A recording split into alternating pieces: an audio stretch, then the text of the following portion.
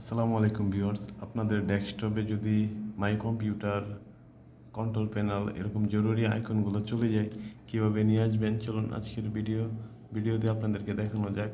প্রথমে আপনার right button click করে সেটিংয়ে যাবেন, নিচে আপনার প্রফেশনালিজে ঢুকবেন। এখানে যাওয়ার পরে এরকম সেটিং আসবে, এখান থেকে আপনারা চলে যাবেন থিমে। এখানে থিমে যাওয়ার পর এই কর্নারে আপনার পাবেন ডেস্কটপ আইকন, চলে যাবেন আপনারা ডেস্কটপ আইকনে।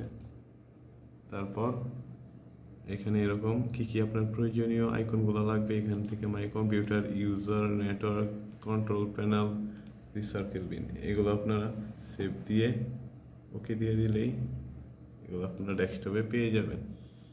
এই যে দেখতেই পাচ্ছেন কন্ট্রোল প্যানেল চলে আসছে, এখানে আমার পিসি চলে আসছে। ধন্যবাদ। এমন প্রয়োজনীয় আরও ভিডিও পেতে আমাদের সঙ্গেই থাকুন এবং চ্যানেলটি সাবস্ক্রাইব করে রাখুন।